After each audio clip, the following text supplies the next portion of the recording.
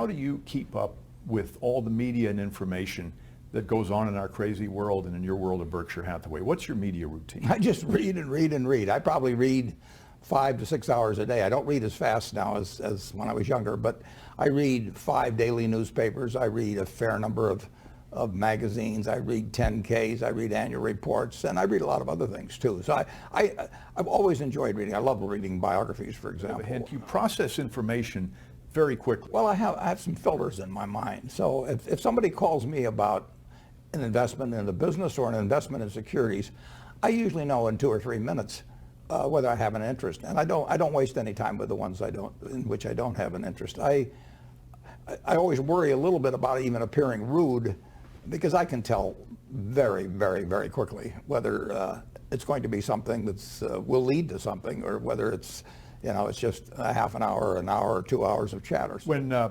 think you wrote in an annual report, it was in 2009, speaking about the country, about the economy, we are certain, for example, that the economy will be in shambles throughout this year. The problem was that wasn't the complete quote. It led the impression that you were unduly pessimistic about the country.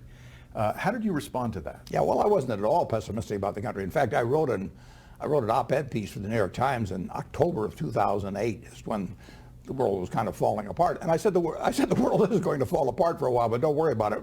We're going to come out fine on the other side. And I said, buy stocks. And I've never been pessimistic about the United States. I bought my first stock in the spring of 1942. I was 11, and if you remember, you don't remember. No one watching this will remember, but we were losing the war at that time, and we were getting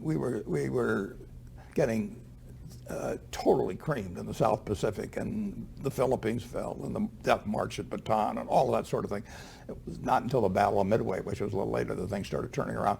But I was optimistic on the country then, and I've been optimistic on the country ever since. And incidentally, the Dow Jones average then was 117,000 now. No one has ever been a success betting against America since 1776, and they're not going to be a success in the future doing it either. I know when the Dow hit 1,000, it was a moment of euphoria.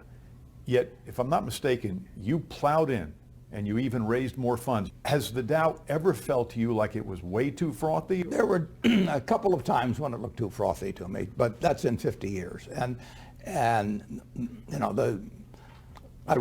gave a talk in 1999, and it's gotten reprinted in Fortune subsequently. And there have been a couple of times when it really looked to me like people had gotten too excited. But even then, I knew that the country would, any marker that we'd established, we were going to surpass later on. And that continues true to today. I mean, this country's just getting started.